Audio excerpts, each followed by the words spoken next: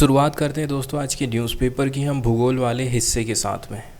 आज world geography के अंतर्गत हम अफ्रीका कॉन्टिनेंट के मैप को थोड़ा सा डिस्कस करेंगे। अफ्रीका महाद्वीप के मैप की थोड़ी सी बेसिक जानकारी आज हम देखने वाले हैं, क्योंकि कई बार ऐसा होता है बहुत सारी ऐसी कंट्रीज़ होती हैं पार्टिकुलरली किसी महाद्वीप से रिलेटेड वो पूछी जाती हैं। इसके साथ साथ में अभी तक जो क्वेश्चन पूछे गए हैं उनका एनालाइज यदि हम करें तो पूरे एक महाद्वीप पर जो महत्वपूर्ण रिवर हैं नाम पूछ लिया जाएगा कि ये जो नाइल रिवर है कौन से महाद्वीप पर लोकेटेड है, सही जोड़ी के रूप में क्वेश्चन पूछे जाते हैं। यहाँ पर जो महत्वपूर्ण झीलें हैं उनके नाम भी सही जोड़ी के रूप में पूछे गए हैं। साथ ही साथ में यदि कोई सागर पड़ रहा है, कौन सी खाड़ी है, कौन सी जलसंधि है, इसके साथ साथ इस प्रकार के क्वेश्चन पूछे जाते हैं। कभी कभी कोई ऐसी खास जगह भी पूछ ली जाती है जो कि बहुत ज़्यादा न्यूज़ में रहती है काफ़ी, जिसके बारे में हम सुनते ही रहते हैं आए दिन। तो यहाँ पर आपको जो मैप दिखाई दे रहा है ये मैप अफ्रीका महाद्वीप का पॉलिटिकल मैप है, राजनैतिक मैप कह सकते हैं। लेकिन यहाँ पर बहुत सारी ऐसी चीज़ें हैं जो हमको फिज़िकल मैप वाली चीज़ें देखने को मिल जाएंगी। जैसे कि जो अफ्रीका महाद्वीप है ऊपर की तरफ यूरोप से बाउंड्री इसकी शेयर हो रही है, ठीक है, मतलब ये समुद्री सीमा साझा करता है। स्पेन एक जो जलसंधि है जिब्राल्टर की जलसंधि, इससे स्पेन और अफ्रीका अलग हुए हैं। ये देश कौन सा है? मोरक्को, और ये हो गया स्पेन। यूरोप से अलग होता है ये मेडिटेरियन सागर के माध्यम से। भूमध्य सागर दोनों देशों को बांटने का काम करता है, सीमा बनाने का काम करता है। इसी प्रकार से भूमध्य सागर, लाल सागर एशिया को अफ्रीका से अलग करता है। अब हम बात कर लेते हैं महासागरों की।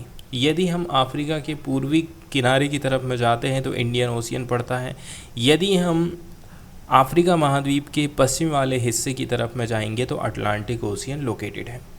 एक फैक्ट यहाँ पर इम्पोर्टेंट ये हो जाता है कि अफ्रीका महाद्वीप ऐसा महाद्वीप है जहाँ से होकर के तीनों की तीनों रेखाएं गुजरती हैं, जैसे कि ट्रॉपिक ऑफ कैप्रिकॉन, मकर रेखा, 0 डिग्री वाली भूमध्य रेखा, और ट्रॉपिक ऑफ कैंसर कर्क रेखा। 23.5 डिग्री आप नॉर्थ की तरफ में जाएंगे तो कर्क रेखा पड़ेगी। फिर 0 डिग्री में आ गए आप भूमध्य रेखा इक्वेटर में, उसके नीचे 23.5 डिग्री आप जाते हैं साउथ की तरफ में तो ट्रॉपिक ऑफ कैप्रिकॉन पड़ जाती है। इसके अलावा आप देखेंगे कि बहुत सारी जो नदियां हैं इनसे होकर के भी कुछ रिवर गुजरती हैं। जैसे ये जो 0 डिग्री वाली इक्वेटर है यहाँ से, ठीक है, यहाँ से आप देखेंगे ये जो नाइल रिवर है ये होकर के गुजर रही है। बहुत सारी यहाँ पर झीलें बताई गई हैं, जैसे कि चाड झील, चाड, नाइजर, नाइजीरिया, सेंट्रल रिपब्लिक, ये कैमरून, इनके बीचों बीच में ये लेक चाड लोकेटेड है। यहाँ से उतनी चीज़ें क्लियर नहीं हो पा रही, लेकिन मोटे मोटे तौर पर यदि हम देखें तो इसकी जो मेन आसपास की जगहें हैं वो क्लियर हो जाती हैं। अफ्रीका महाद्वीप जो कि विश्व का दूसरा सबसे बड़ा महाद्वीप माना जाता है, तो सबसे पहले नंबर में आता है एशिया, एशिया के बाद आ जाता है अफ्रीका। तो जिब्राल्टर जलसंधि के द्वारा यूरोप से अलग हो जाता है। इसके पूर्व में पड़ता है हिंद महासागर और पश्चिम में अटलांटिक महासागर पड़ता है। और अफ्रीका एकमात्र ऐसा महाद्वीप है जिससे होकर के विषुवत रेखा, कर्क रेखा, मकर रेखा तीनों के तीनों होकर के गुजरती हैं। इसके अलावा अफ्रीका की सबसे बड़ी जो झील है विक्टोरिया लेक, ये देखिए विक्टोरिया झील यहाँ पर दिखाई दे रही है जहाँ से नाइल रिवर निकली है। तो अफ्रीका की सबसे बड़ी जो झील है विक्टोरिया, यहाँ से होकर के विषुवत रेखा गुजरती है। आप देखेंगे 0 डिग्री वाली जो रेखा है वो यहाँ से होकर के गुजर रही है। जो 0 डिग्री वाली रेखा यहाँ से होकर के गुजर रही है लेक विक्टोरिया से। और इससे विश्व की सबसे लंबी नदी नील निकलती है जो कि भूमध्य सागर में अपने पानी को गिराती है। आप देखेंगे यहाँ से निकली और इस प्रकार से यहाँ मेडिटेरियन सागर में अपने पानी को गिराती है। कहाँ कहाँ से होकर के जा रही है ये Nile river? South Sudan, Eritrea में भी कुछ कुछ इसकी सहायक नदियाँ हमको देखने को मिल जाएंगी। इजिप्ट होते हुए सीधे मेडिटेरियन सागर में पानी को अपने गिराती हैं। इसके अलावा यहाँ पर आपको एक और रिवर देखने को मिलेगी, ठीक है, जो कि यहाँ दिखाया नहीं गया है मैप में, लेक कांगो, नहीं कांगो रिवर। तो जो कांगो रिवर है इसकी खास बात ये है कि विषुवत रेखा मतलब 0 डिग्री वाली जो इक्वेटर रेखा है इसको, ठीक है, 2 बार काटती है। विषुवत रेखा 0 डिग्री वाली जो इक्वेटर रेखा है कांगो रिवर इसको 2 बार काटती है। और वहीं जो मकर रेखा है, ठीक है, नीचे की यदि हम कैप्रिकॉर्न की बात करें तो लिम्पोपो नदी पड़ती है। साउथ की तरफ में यदि हम जाएंगे तो लिम्पोपो रिवर पड़ेगी। और इस रेखा को 2 बार काटने वाली नदी का नाम क्या है? लिम्पोपो। मैप वाले हिस्से के बाद हम सीधे सीधे चलते हैं एडिटोरियल की तरफ और आज डिस्कस करने की कोशिश करते हैं हम रीजनरेटिव आर्टिफिशियल इंटेलिजेंस टूल्स के बारे में। सबसे पहले तो हमें इस प्रकार के जो एआई टूल्स होते हैं उनके बारे में समझना होगा कि ये आखिर हैं क्या और क्यों इनका इस्तेमाल आज के टाइम में बढ़ते जा रहा है। आज के समय में ऐसा हो गया है कि बिना इंसान के इंटरफेरेंस के भी आप बहुत सारी चीज़ों को एक्सेस कर पाते हैं। जैसे कि आज के समय में आप एसबीआई जैसे बैंकों की बात कर लें तो एसबीआई जैसे जो बैंक है आज के समय में चैटबॉट का इस्तेमाल करने लगे हैं, ठीक है। वहाँ पर जाकर के आप अपने किसी भी प्रकार की क्वेरीज दायर कर सकते हैं और उसका सीधा सीधा आंसर आपको मिल जाएगा। इसके अलावा आज के समय में आर्टिफिशियल इंटेलिजेंस इतना ज़्यादा बढ़ गया है कि यूट्यूब में यदि आप कोई चीज़ सर्च मारते हैं, यूट्यूब आपको समझ जाता है कि आप और आगे क्या चीज़ सर्च करना चाहते हैं। उसी से रिलेटेड सारी की सारी चीज़ें आपके सामने पेश होने लग जाती हैं। तो इस प्रकार से जो आर्टिफिशियल इंटेलिजेंस है उसका जो दायरा है धीरे धीरे व्यापक होते जा रहा है और जो लोग इसको अपना ले रहे हैं वो मार्केट में अपने आप को बना पा रहे हैं और जो इसको नहीं अपना पा रहे हैं वो बहुत सारी चीज़ों को फेस कर रहे हैं और मार्केट में पीछे होते जा रहे हैं। कुल मिलाकर के आज के समय में यदि हम बहुत सारे जो ऑनलाइन एजुकेशन सिस्टम चल रहे हैं उसमें तक हमें आर्टिफिशियल इंटेलिजेंस का प्रयोग देखने को मिलता है। तो जो ग्लोबल ऑनलाइन एजुकेशन ब्रांड्स हैं, पूरे विश्व भर में एजुकेशन प्रोवाइड करने वाले, ऑनलाइन एजुकेशन देने वाले बहुत सारे ब्रांड उभर करके अभी अभी सामने आए हैं। ये लोग आज के समय में रीजनरेटिव एआई टूल्स का इस्तेमाल कर रहे हैं और अपना जो परफॉर्मेंस है, अपना जो मार्केट है उसको तेज़ी के साथ में बढ़ाते जा रहे हैं। सबसे पहले तो रीजनरेटिव एआई टूल्स को हमें समझना होगा। तो जो जनरेटिव टूल्स होते हैं एक प्रकार के आर्टिफिशियल इंटेलिजेंस का ही एक रूप होता है जो कि जनरेट कर सकता है कुछ ऐसे कॉन्टेक्ट जिसमें टेक्स्ट है, इमेजेस है, audio, video, code, synthetic data, सब कुछ। जैसे कि अभी अभी हाल ही में एक और ऐप का आप ऐड बहुत ज़्यादा देखते रहे होंगे, ठीक है, डाउटनट। वहाँ पर आपको खाली फ़ोटो खींच करके चीज़ों को डालना रहता है और उसका आंसर तुरंत आपको मिल जाता है। इस प्रकार से आप देखते हैं कि जो आर्टिफिशियल इंटेलिजेंस है इसका इस्तेमाल किया जा रहा है टेक्स्ट जनरेट करने में, image, audio, video, code, synthetic data, इन सब में रीजनरेटिव टूल्स का इस्तेमाल किया जा रहा है। यहाँ पर कुछ दुनिया भर में जो सक्सेस हासिल किए हैं ऑनलाइन एजुकेशन के मामले में उनके बारे में बताया जाता है। सलमान खान का नाम यहाँ लिया गया है पर बताया नहीं गया है कि आखिर किस परिप्रेक्ष्य में सलमान खान का नाम लिया गया। कि सलमान खान काफ़ी फले फूले थे, फ्लोरिश्ड यहाँ वर्ड यूज़ किया गया है जिसका मतलब होता है फलना फूलना, प्रगति करना। Even at the peak of world economic crisis of 2008, सन 2008 में आप देखेंगे कि सलमान खान, इस क्राइसिस का असर पूरी दुनिया भर में पड़ा लेकिन सलमान खान के ऊपर इसका असर नहीं पड़ा। ठीक उसी प्रकार से आप देखेंगे खान एकेडमी, खान सर के बारे में तो आप सभी ने बहुत अच्छी तरह से सुना और बहुत सारे लोग कहीं ना कहीं किसी न किसी प्रकार से उनसे जुड़े हुए ही हैं। तो कोरोना के टाइम से ही आप देखेंगे कि खान सर इतना ज़्यादा फेमस हो पाए हैं और उसका एक रीज़न ये है कि उन्होंने अपने आप को ऑफलाइन से ऑनलाइन में डाला। तो जितनी कमाई वो ऑफलाइन में नहीं कर पा रहे थे, आज के समय में आप देखेंगे उससे ज़्यादा वो कमा रहे हैं ऑनलाइन एजुकेशन के माध्यम से। देश, खाली देश भर के लोग नहीं जुड़े हैं उनसे, विदेश के भी लोग जुड़े हुए हैं, ऐसा यहाँ पर बताया जाता है। तो जो खान एकेडमी का ऑनलाइन एजुकेशन वीडियो है, इसने अट्रैक्ट किया था थाउजेंड ऑफ लर्नर्स को कोरोना के दौरान में। It has gone from strength to strength since then. और आप देखते जाएंगे कि धीरे धीरे करके स्ट्रेंथ दर स्ट्रेंथ इनका जो सिस्टम है वो बढ़ते ही गया। तो खान का जो नॉट प्रॉफिट इंटरप्राइजेस है, इसको फंड प्रोवाइड किया जाता है by the likes of the gates foundation, Google and Elon Musk. पैसा कहाँ से मिल रहा है इनको? गेट्स फाउंडेशन से भी मिल जा रहा है, गूगल से पैसे कमा ले रहे हैं, इलॉन मस्क से पैसे कमा ले रहे हैं। आज के समय में आप देखेंगे इस एकेडमी में 130 मिलियन लर्नर्स हैं पूरे विश्व भर के। इसमें आपको स्कूल जाने वाले बच्चे से लेकर के ग्रेजुएट लेवल के लर्नर तक देखने को मिल जाएंगे। Such is enduring popularity of online education. और ये सारा संभव हो पाया है कैसे करके? ऑनलाइन एजुकेशन के माध्यम से।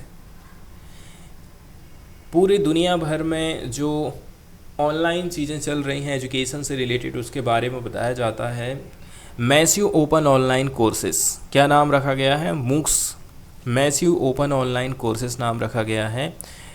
जैसे कि जब दुनिया ने 2011 में इकोनॉमिक क्राइसिस से अपने आप को उभारा, उस समय में जो वित्तीय संकट चल रहा था, मंदी का दौर चल रहा था, तो पूरी देश दुनिया धीरे धीरे करके उभर करके सामने आ रही थी। A new genre of online courses, जिसका नाम था massive open online courses, shortcut में मूक्स इसको बोलते हैं, इसने एंट्री मारी थी, driven by reputed institution of learning. और ये काम जानी मानी जो हस्तियां हैं, बड़े बड़े जो इंस्टीट्यूशन हैं, उनके द्वारा चालू किए गए थे मैसिव ओपन लर्निंग कोर्सेज। पहली बार ऐसा हुआ 2011 में। चूँकि ये जो मूक्स रहा था लगभग 2008 से ही देयर इंस्टीट्यूशनल ओरिजिन्स, इसका जो संस्थागत ओरिजिन है 2008 से माना जाता है। इसको आप ट्रेस कर सकते हैं 3 फ्री ऑनलाइन कोर्सेज जिसको ऑफर्ड किया जाता था स्टैनफोर्ड यूनिवर्सिटी के द्वारा 2011 में। तो 3 ठो ऑनलाइन कोर्स इन्होंने अवेलेबल कराए थे जब इसका नया नया जन्म हुआ था। तो Peter Norvig, Sebastian Thrun, Jennifer Widom and Andrew Ng, इन्होंने कंडक्ट कराया था ये सारे के सारे कोर्सेज को। नाम देख लीजिए आपको, उडेसिटी। इसको ख़रीदा गया था large turnout of learners for these pilot courses. बहुत सारे जो लर्नर्स लोग हैं उन्होंने इस कोर्स को ख़रीदा था। थ्रुन ने लॉन्च किया था उसके online education outfit Udacity in late 2011 as a for profit company. तो कुल मिलाकर के देखा जाए तो अपना बिजनेस चलाने के हिसाब से इन्होंने ये कंपनी खोला था। किसने खोला था? थ्रुन ने खोला था 2011 में। फिर आता है कोर्सेरा। 1 साल के बाद में एंड्रयू एनजी और डेफने कॉलर ने फॉलो किया था, ठीक है, इनके वेंचर को, कोर्सेरा को, which was also registered as a for profit company. इसको भी जो है प्रॉफिट कंपनी के तौर पर इन्होंने खोला था। फिर 2012 में ईडेक्स आता है। इसने भी अपने आप को पीछे नहीं छोड़ा था। MIT और जो हार्वर्ड यूनिवर्सिटी हैं इन्होंने ज्वाइन किया था इस फोर्सेस को और क्रिएट किया था ईडेक्स मई 2012 में as a non profit MOOCs company के तौर पर। नॉन प्रॉफिट मॉक्स कंपनी के तौर पर इन्होंने क्या खोला? ईडेक्स खोला। अनंत अग्रवाल जो कि विजनरी फाउंडर माने जाते हैं ईडेक्स के, is widely credited with open sourcing. Open sourcing, ठीक है।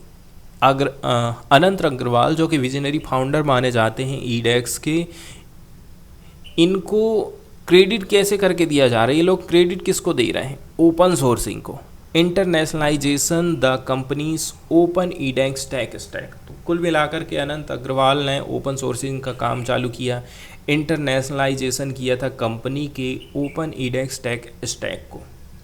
चूँकि ईडेक्स को बाद में एक्वायर्ड कर लिया गया था बाद में फॉर प्रॉफिट एडटेक कंपनी के द्वारा 2U। In November 2021, the company continues to follow non-profit consideration when it comes to servicing its open source stack. बाद में फिर कहा जा रहा है कि ये फिर से नॉन प्रॉफिट कंसिडरेशन के दायरे में आ गई थी। अब जितनी भी है जो आप 3 आउटपुट देख रहे हैं वो सक्सीड हो पाई थी इन लॉन्चिंग मूक्स। इन्होंने सब के सब ने ऑनलाइन अपना अपना सिस्टम चलाया, एजुकेशन सिस्टम चलाया, प्रोग्राम चलाए ग्लोबल लेवल पर, ठीक है। और इसमें इन्होंने पार्टनरशिप रखा था विश्व की लीडिंग यूनिवर्सिटीज़ एंड इंस्टीट्यूशन के साथ में। इस मामले में इंडिया भी पीछे नहीं है। इंडिया भी कैसे अपने आप को पीछे कर सकता है। कोरोना जैसे ही आया था तो इंडिया ने सोचा था कि हम अपने बच्चों को कैसे करके ऑनलाइन एजुकेशन प्रोवाइड कर सकते हैं। तो इसके लिए बहुत सारे आप देख सकते हैं कि आप टीवी देखते होंगे तो टीवी में बहुत सारे चैनल सरकार की तरफ से ऐसे चलाए गए हैं जो कि आपको फ्री ऑफ एजुकेशन प्रोवाइड करते हैं। तो Indian institute of technology Bombay की बात करी जा रही है and the Indian institute of management Bangalore, ठीक है। ये माने जाते हैं कुछ शुरुआती मूवर्स के तौर पर जो कि ऑनलाइन एजुकेशन प्रोवाइड करना चालू किया था। दोनों के दोनों इंस्टीट्यूशन ने ऑफ़र किए थे variety of MOOCs program, MOOCs courses edX platform के माध्यम से। तो जो ईडेक्स प्लेटफार्म है इसका इस्तेमाल बहुत सारे लोग आप देख रहे हैं कि कर रहे हैं। फिर आता है 35 MOOCs learning management system, LMS जिसको कहा जा रहा है। As of 2021 there existed nearly 35 MOOCs learning management system और ये पूरे नॉर्थ अमेरिका, एशिया और यूरोप में फैले हुए हैं। गवर्नमेंट ऑफ इंडिया की तरफ से स्वयं पोर्टल लॉन्च किया गया था 2017 में। The list of large LMS platform from developing world. अब हम विकासशील देशों की बात कर रहे हैं जिन्होंने LMS प्लेटफॉर्म लेकर के आए हैं। इंडिया का जो study webs of active learning for young aspiration minds है, इसको भारत सरकार की तरफ से स्वयं नाम दिया गया था। इसको 2017 में लॉन्च किया गया था ministry of education, government of India की तरफ से। ये विश्व का one of the largest learning education portal माना जाता है, वेबसाइट मानी जाती है। According to the class centre the number of MOOCs learner in the world, पूरे विश्व भर में आज के समय में आप देखेंगे ऑनलाइन लर्नर की संख्या 220 मिलियन हो गई है 2021 में। इसमें आपने चाइना को हटा दिए हैं। 220 मिलियन 2021 का ये डाटा है। वहीं कर्सेरा की बात करें तो 97 मिलियन लर्नर हैं। ईडेक्स एंड इंडिया के स्वयं पोर्टल में आपको 42 मिलियन इनरोलमेंट देखने को मिल जाएंगे और 22 मिलियन आपको स्वयं पोर्टल में मिलेंगे और ईडेक्स में आपको मिलेंगे 42 मिलियन लर्नर। इसके बाद यहाँ पर कुछ चैलेंजेस हमको देखने को मिल जाते हैं कि आखिर इनको जनरेटिव आर्टिफिशियल इंटेलिजेंस लाने की ज़रूरत क्यों पड़ी। सबसे पहले तो बताया जाता है यदि इस प्रकार के कोई ऑनलाइन एजुकेशन प्रोग्राम चला रहा है तो उसको कौन कौन सी चीज़ों को फेस करना पड़ता है। मॉक्स जो प्लेटफार्म होते हैं बहुत ही फ्रेगाइल माने जा रहे हैं, चूँकि भले ही आपको देखने को मिल जाए कि हर कोई आज के समय में ऑनलाइन पढ़ाई कर रहा है, लेकिन फिर भी हर कोई जुड़ जरूर रहा है, लेकिन वो जल्दी से हट भी जाता है। The operating expenses of MOOCs platform are high.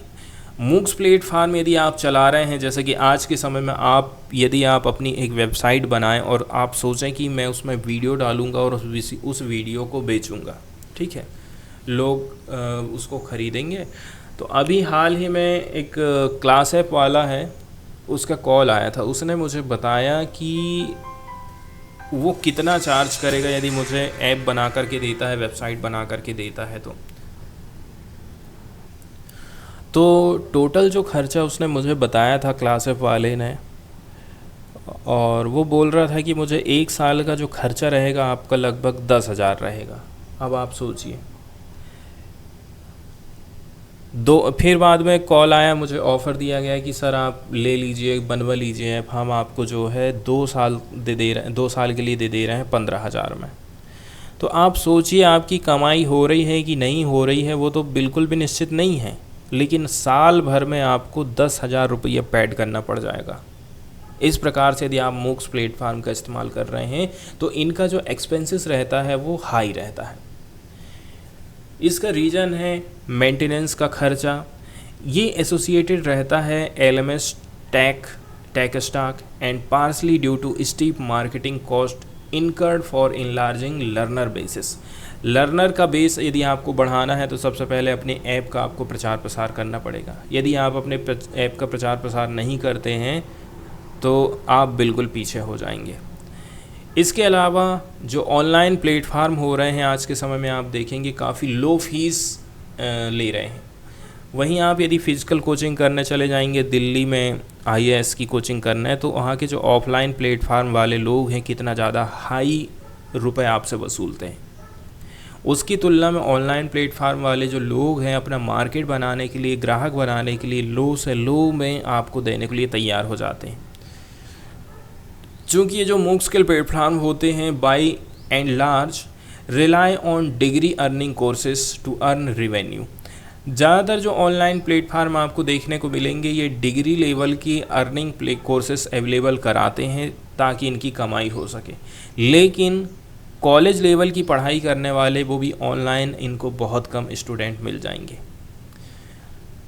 फिर बात आ जाती है कि आप इनका पता कैसे लगाएंगे, और इसके अपोजिट में यदि हम कहें तो इनको मार्केट कैसे करके मिल पाएगा। तो देखिए, ये लोगों को भी अपना प्रचार प्रसार करना पड़ता है, तब जाकर के ये ग्राहकों तक पहुंच पाते हैं। इसके अलावा आप देखते हैं कि इतना सारा मटेरियल आपके पास अवेलेबल रह जाता है कि आप बहुत कंफ्यूज हो जाते हैं कि क्या लूँ क्या नहीं ख़रीदूँ। तो ये थोड़ी सी यहाँ पर दिक्कत हो जाती है, और इसी चीज़ को पूरा करने के लिए, इस कन्फ्यूज़न को पूरा दूर करने के लिए आप देखेंगे बहुत सारे चैटबॉट आपको देखने को मिल जाएंगे। ठीक है, जैसे ही आप उस चैटबॉट में क्लिक करते हैं, अपना क्वेश्चन डालते हैं, आपको सीधे सीधे उसका आंसर मिल जाता है। इसके अलावा ऑनलाइन प्लेटफार्म में भले ही बहुत सारे लोग एडमिशन आज के समय में ले रहे हैं, लेकिन ड्रॉप आउट बहुत तेज़ी के साथ में रहता है। वहीं फिजिकल क्लासेस में आप टीचर से जुड़ जाते हैं, स्टूडेंट से जुड़ जाते हैं, उस इन्वायरमेंट से जुड़ जाते हैं, इसलिए वहाँ से आपका ड्रॉप आउट होना थोड़ा मुश्किल रहता है। लेकिन ऑनलाइन प्लेटफार्म में ड्रॉप आउट मतलब कोर्स छोड़ने की जो रेट रहती है वो बहुत तेज़ रहती है। इसके बाद ये जो सभी ऑनलाइन प्लेटफार्म है रीजनरेटिव AI सॉल्यूशन लेकर के आए थे। यही सारे फैक्टर हैं जिनके चलते चलते कोर्सेरा, एडेक्स, खान एकेडमी ने रीजनरेटिव आर्टिफिशियल इंटेलिजेंस का इस्तेमाल किया था। जैसे कि एडेक्स की तरफ से ChatGPT प्लगइन लेकर के आया गया। ये हेल्प करता है स्टूडेंट लर्नर्स को टू सक्सेसफुली लोकेट प्लेटफार्म। आप कौन सी चीज़ को सर्च कर रहे हैं, कौन सा कोर्स सर्च कर रहे हैं, दैट सूट देयर रिक्वायरमेंट, आप अपनी रिक्वायरमेंट के हिसाब से कोर्स को चुनिए। इसी प्रकार से खान एकेडमी की तरफ से एक चैट बॉक्स लाया गया है खान बिंगो, जो कि चैलेंजेस करता है लर्नर्स को थॉट प्रोवोकिंग क्वेश्चन के माध्यम से। अब जबकि ये जो एडेक्स है उसने एडेक्स एक्सपर्ट लेकर के आया है, कर्सेरा ने अल कर्सेरा कोच लेकर के आया। इनके माध्यम से बहुत सारे जो लोग हैं वर्चुअल असिस्टेंट प्राप्त कर पाते हैं। आपको जो आंसर चाहिए वो आंसर आपको यहाँ से मिल जाता है। इसके साथ साथ में फीडबैक प्रोवाइड करते हैं असाइनमेंट के ऊपर, जनरेट करते हैं quick summaries of voluminous content and swiftly turn out exam score. Exam score आपको तेज़ी के साथ में ये लोग दे देते हैं। इसके बाद वहीं इंडिया की बात करी जाती है कि अभी इंडिया की बारी है कि वो कैसे करके आर्टिफिशियल इंटेलिजेंस का इस्तेमाल करेगा अपने इसमें। स्वयं में जो पढ़ाई करने वाले लोग हैं 2025 में इसका साइज बढ़ कर के इंडिया का जो एक्टिव इंटरनेट यूज़र जब 900 मिलियन हो जाएगा तो तेज़ी के साथ में इसके जो स्टूडेंट वो बढ़ने वाले हैं। ये इस प्रकार का जो रैपिड स्केल अप हमको देखने को मिल रहा है, इसी से सरकार को लगेगा कि नहीं, हमें AI बेस्ड लर्निंग और टीचिंग सर्विसेज लेकर के आना पड़ेगा, और ये जो चीज़ें हैं इंस्टीट्यूट पर एफिलिएटेड प्लेटफार्म पर आधारित रहेंगी। अब चूँकि यूनाइटेड स्टेट के विपरीत, यूरोप बेस्ड प्लेटफार्म के विपरीत जो स्वयं पोर्टल है इसको पब्लिकली फंड मिलता है, सरकार इसको पैसा दे रही है और इसको चलाया जा रहा है नेशनल एजुकेशन पॉलिसी की tenet of inclusivity and cross disciplinary learning के माध्यम से। इसलिए आप यहाँ पर ज़्यादा सारी जो चीज़ें हैं वो आपको नहीं देखने को मिलेंगे। एक चीज़ और जो डिमांड करी जाती है वो क्रॉस डिसिप्लिनरी कोर्सेज से रिलेटेड है कि आप खाली एक पर ही मत रहिए, बहुत सारे आप कोर्सेज अवेलेबल कराइए। इसके बाद नेक्स्ट वाला जो एडिटोरियल हम डिस्कस करने वाले हैं वो सेम सेक्स मैरिज से रिलेटेड है। ठीक है, अभी तो अपन तो गांव देहात के रहने वाले लोग हैं, बिल्कुल भी हमें एकदम अजीब टाइप का लगता था जब हम सुनते थे। शायद हमें लगता था कि ये मजाक कर रहे हैं कि दो लड़के ने आपस में शादी कर लिए हैं, दो लड़कियों ने आपस में शादी कर लिए हैं। हमें इस चीज़ के बारे में बिल्कुल भी जानकारी नहीं होती थी कि ये आखिर रियल में ऐसा होता है, और इस चीज़ को करने के लिए लोगों ने कितनी बड़ी लड़ाई लड़ी है, इस चीज़ का हमें बिल्कुल पता नहीं रहता था। हम तो बस हंसी मजाक में इसको टाल दिया करते थे। लेकिन आज का ज़माना ऐसा हो गया है कि हमारा जो देश है वो सेम सेक्स मैरिज को लेकर के अभी लड़ाई लड़ रहा है।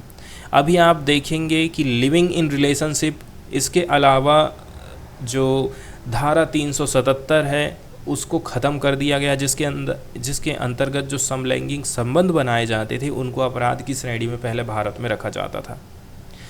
अभी के टाइम में सुप्रीम कोर्ट ऑफ इंडिया ने इसको ख़त्म कर दिया है। लिविंग इन रिलेशनशिप को आज के टाइम में मान्यता दी जा रही है, लेकिन वहीं भले ही समलैंगिक जो संबंध हैं उनको मान्यता मिल गई है, लेकिन फिर भी यदि वो लोग लिविंग रिलेशनशिप में रह रहे हैं तो उन्हें उस प्रकार के कानूनी अधिकार नहीं मिल पाते हैं जिस प्रकार से आज के समय में हम लोगों के पास में है। एक कपल्स है, शादी करता है, शादी के बाद उनको बहुत सारे अधिकार मिल जाते हैं। ठीक है, जैसे कि जहाँ वो रह रहे हैं वहाँ पर जॉइंट अकाउंट खुलवा सकते हैं। इसके साथ साथ में संपत्ति से रिलेटेड अधिकार है, तलाक से रिलेटेड बहुत सारी ऐसी चीज़ें हैं जो कि अभी सेम सेक्स मैरिज से रिलेटेड उनको नहीं मिल पाई हैं।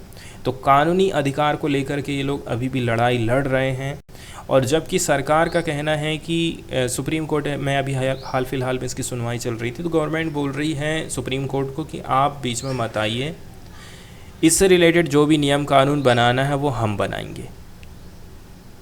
और देखा जाए सुप्रीम कोर्ट का रुख भी उतना ज़्यादा साफ नज़र नहीं आ रहा है कि वो सेम सेक्स मैरिज को उतना ज़्यादा कानूनी मान्यता देने के मामले में पीछे पड़ी है करके। लेकिन यहाँ पर दिक्कत ये हो गई है कि ना तो उनके हाथ में सौंपो, ना तो सुप्रीम कोर्ट के हाथ में सौंपो, आप सीधे सीधे जो है जनता के हाथ में सौंप दीजिए, और पार्टिकुलरली उन लोगों के हाथ में सौंपिए जो कि इस चीज़ की डिमांड कर रहे हैं। हम लोगों को तो ऑलरेडी अधिकार मिले हुए हैं, हमें किस बात की टेंशन है। लेकिन यहाँ पर धर्म बीच में आ जाता है, और धर्म ही यहाँ पर, खासकर हिंदू धर्म यहाँ पर थोड़ी सी दिक्कत पैदा कर रहा है। हिंदू धर्म के जो लोग हैं इसको गलत नज़रिए से देखते होंगे। और लास्ट में यहाँ पर एक क्वेश्चन पूछा जाता है कि जिस प्रकार से सुप्रीम कोर्ट ऑफ इंडिया की तरफ से होमोसेक्सुअलिटी को, समलैंगिक संबंधों को मान्यता दी गई थी, उन्हें पेनलाइज करने की कैटेगरी से बाहर रखा गया, अपराधीकरण की श्रेणी से उनको बाहर रखा गया, तो ठीक इसी प्रकार से क्या ये जो सेम सेक्स मैरिज है इसको कानूनी गारंटी मिल पाएगी कि नहीं मिल पाएगी? और ये जो सारी चीज़ें हैं जनता के हाथ में ही छोड़ देना चाहिए। इसके अलावा बहुत सारी चीज़ें ऐसी हैं, ठीक है, हम अच्छी तरह से समझते हैं, जानते हैं कि किसी भी प्रकार का हमें सोशल वॉइस नहीं देखने को मिला था होमोसेक्सुअलिटी से रिलेटेड जब सुनवाई की गई थी सुप्रीम कोर्ट की तरफ से। It reflected the society shared values, और यहाँ से हमें सोसाइटी की शेयर्ड वैल्यूज़ पता चली थी। तो क्या हम इसी प्रकार से होमोसेक्सुअल मैरिज को बोल सकते हैं, इसी प्रकार की घटना घटित हो सकती है?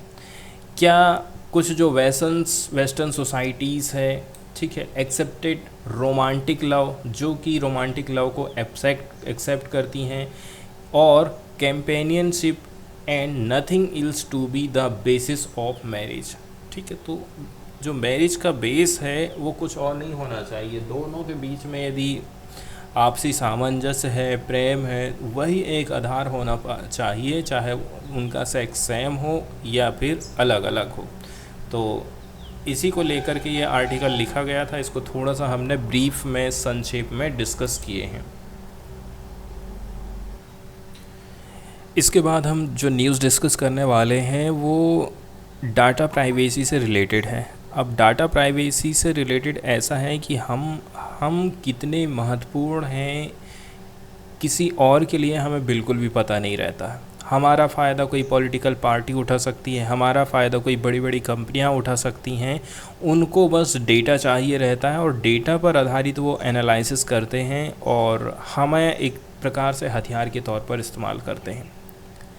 इसीलिए हम कहते हैं कि डाटा प्राइवेसी से रिलेटेड नियम कानून बनने चाहिए। अब हाल फिलहाल में आप देख लीजिए, आपने वैक्सीनेशन का काम करवाए हैं, मतलब वैक्सीन लगवाए हैं और आपका जो डेटा है कोविन पोर्टल पर रखा गया है।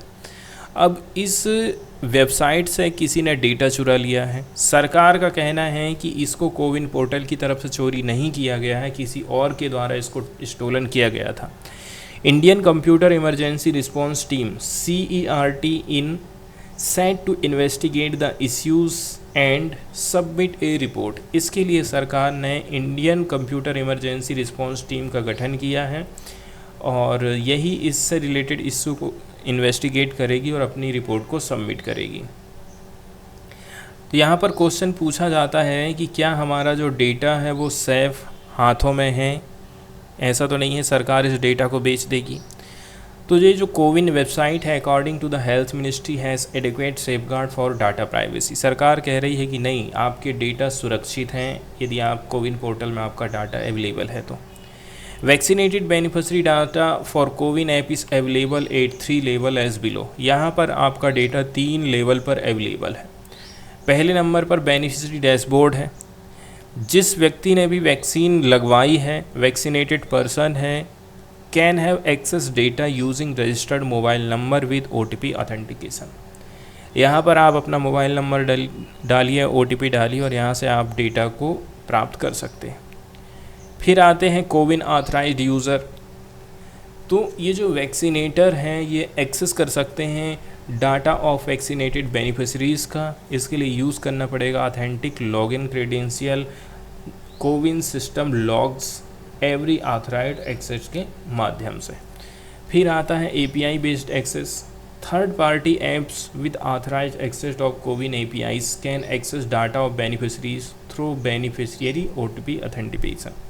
तो 3 प्रकार से 3 लोग आपके डाटा को देख पा रहे हैं। एक तो आप खुद देख रहे हैं, दूसरा कोविन ऑथराइज्ड व्यक्ति देख रहा है, तीसरा है API बेस्ड एक्सेस कर पा रहे हैं आपके डेटा को। फिर भी सरकार का कहना है कि नहीं, आपका जो डेटा है वो सेफ हैंड में है।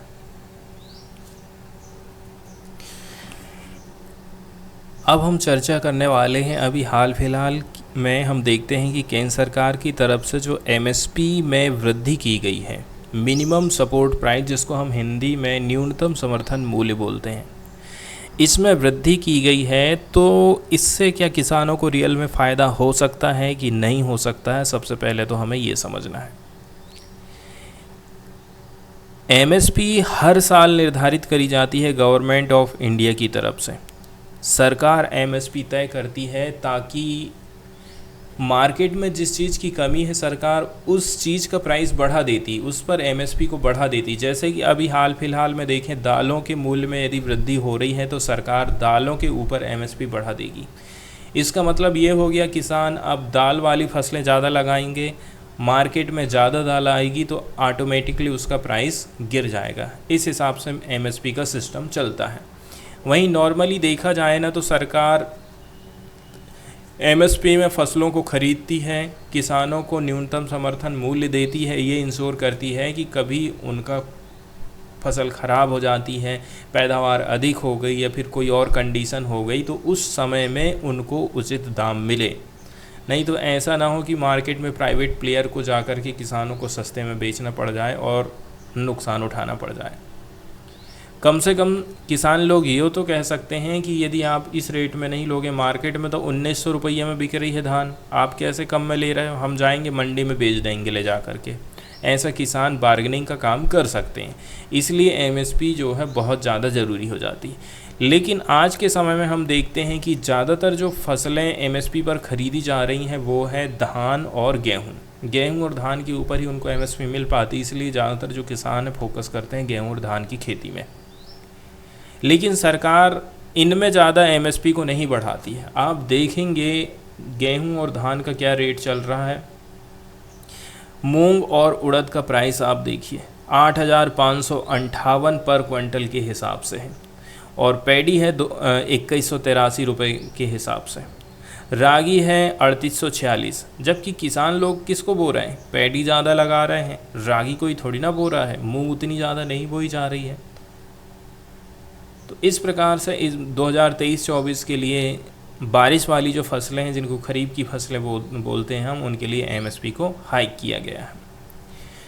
दूसरी नंबर की बात यह है, किसानों को फसल का जो दाम है ना उतना सही नहीं मिल पा रहा है। किसानों की डिमांड है, यहाँ तक कि बीजेपी ने भी 2014 में जब बीजेपी की सरकार आई थी उस समय उसने वादा किया था कि हम जो है आपको जो एमएसपी है वो कितनी रखेंगे, इसमें देखते हैं C2 + 50%। अब यहाँ पर C2 क्या है, C2 या फिर जिसको हम कंप्रहेंसिव कॉस्ट ऑफ प्रोडक्शन बोलते हैं। C2 को एक प्रकार से मोटे तौर पर आप देखें कि आपकी लागत कितनी लगी है, उसको हम C2 कह दे रहे हैं, प्लस उसका 50%। मान के चल लीजिए मैं यदि किसान हूँ, मेरी लागत एक साल में जो लगी हुई है 1 लाख रुपया लगी है, ठीक है। उस हिसाब से मेरी जो फसल का प्राइस होना चाहिए वो कितना होना चाहिए, 1 लाख तो मुझे पूरा मिलेगा ही मिलेगा, साथ साथ में 50,000 रुपये मुझे एक्स्ट्रा आना चाहिए, तब तो मैं कहूँगा कि मेरी कमाई हुई है। नहीं तो जितने का उतना बराबर हो जाए तो फिर खेती करने का कोई मतलब नहीं रह जाएगा। लेकिन सरकार हमेशा इस चीज़ से पीछे हटते आ रही है। C2 + 50% देने के लिए सरकार बिल्कुल भी तैयार नहीं है। तो देखिए, संयुक्त किसान मोर्चा ये अम्ब्रेला बॉडी मानी जाती है, लगभग यहाँ पर 500 किसान फार्मर जुड़े हुए हैं। इन्होंने डिसमिस कर दिया है एमएसपी हाइक को। उनका कहना है कि गवर्नमेंट का जो नोशन है ensuring 1.5 time of the cost of production में यदि 100 रुपये 1.5 रुपया लगा है तो उसका 1.5 गुना 3 रुपया हो जाएगा।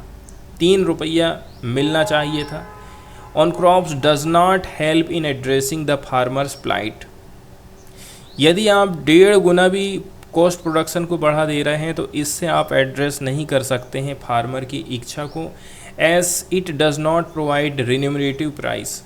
इससे हमें जो है रिन्यूमरेटिव समर्थन मूल्य नहीं मिल पा रहा है, ठीक है, ऐसा कहना है इनका। किसान लोगों की तो डिमांड है, ठीक है, स्वामीनाथन कमीशन की तरफ से जो फार्मूला अपनाया गया था C2 + 50% का, इसमें हमें रेट चाहिए, किसान ऐसा कहना है।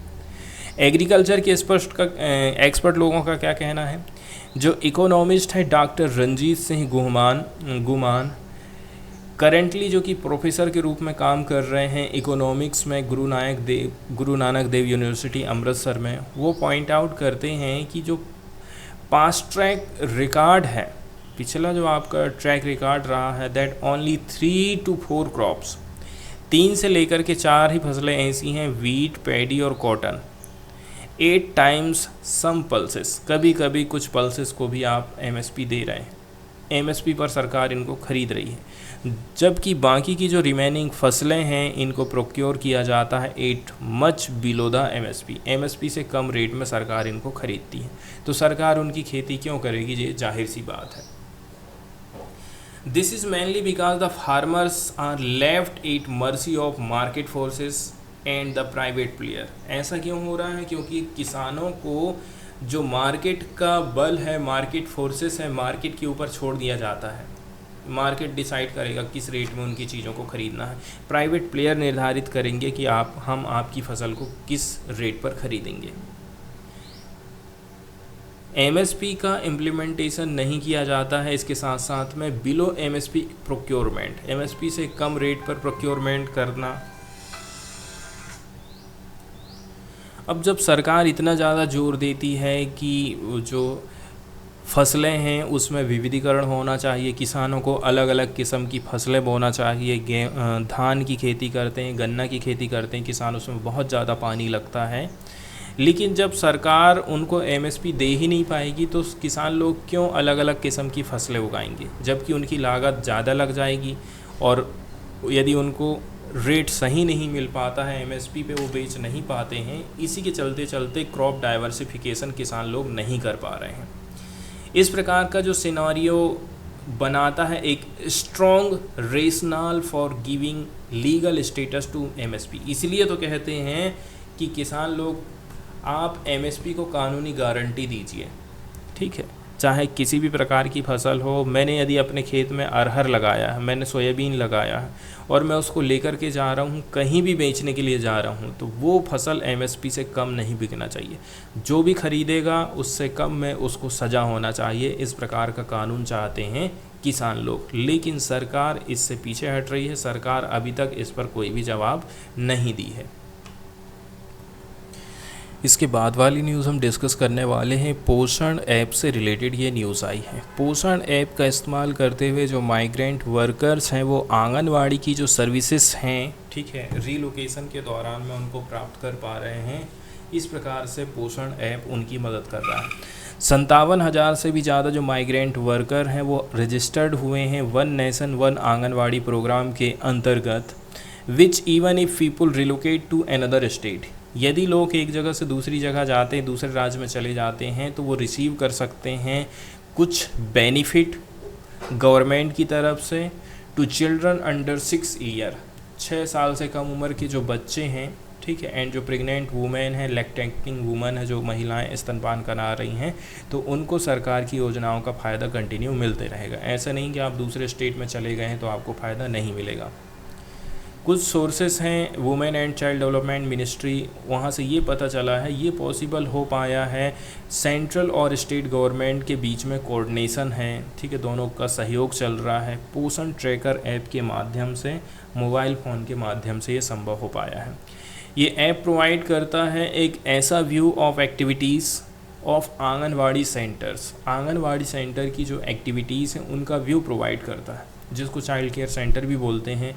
सर्विस डिलीवरी प्रोवाइड करी जाती है आंगनवाड़ी वर्करों के द्वारा। इसके साथ साथ में कंप्लीट बेनिफिशरी मैनेजमेंट का काम किया जाता है प्रेग्नेंट वुमेन के लिए, lactating mother and children under 6।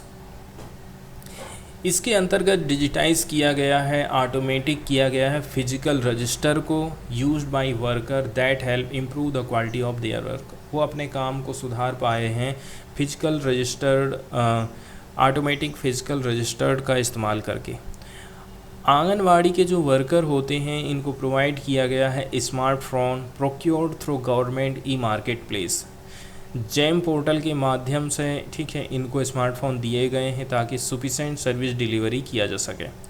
Total 8.66 lakh इस प्रकार के जो फ़ोन हैं वो प्रोक्योर किए गए हैं सभी स्टेट और यूनियन टेरिटरीज़ में, और 6.5 लाख से भी ज़्यादा जो आंगनवाड़ी वर्कर हैं उनको ट्रेनिंग भी दी गई है। एक जो नोडल पर्सन होता है उसको अपॉइंट किया गया है ताकि प्रोवाइड किया जा सके टेक्निकल सपोर्ट, इसके साथ साथ में रिसॉल्व किया जा सके किसी भी प्रकार के इश्यू को, ठीक है, कैसे करके डाउनलोड करना है नया पोषण ट्रैकर ऐप और कैसे करके उसको आप चलाएंगे। माइग्रेंट वर्कर जो कि रजिस्टर्ड हैं उनके ओरिजिनल स्टेट में ये नियरेस्ट आंगनवाड़ी केंद्र जा सकते हैं उनके करेंट प्लेस के पास में, ठीक है, जहां आप रह रहे हैं, और यूज़ कर सकते हैं इस स्कीम का एंड सर्विसेज का जो कि सरकार ऑफर कर रही है। सिंस द लॉन्च ऑफ पोषण अभियान इन 2018, पोषण अभियान को लॉन्च किया गया था सरकार की तरफ से 2018 में। टोटल 10.6 करोड़ बेनिफिशरीज अभी तक इसमें रजिस्टर्ड हो चुके हैं, और इनमें से 47 लाख ऐसी हैं जो कि लैक्टेटिंग मदर हैं। लैक्टेटिंग मदर मतलब होता है स्तनपान कराने वाली महिलाएं जो कि अपने बच्चों को दूध पिला रही हैं। 7.48 करोड़ प्रेग्नेंट वुमेन शामिल हैं और बाकी के बच्चे आ जाते हैं इसमें। तो टोटल 10 करोड़ जो बेनिफिशरीज़ हैं इससे जुड़ चुके हैं।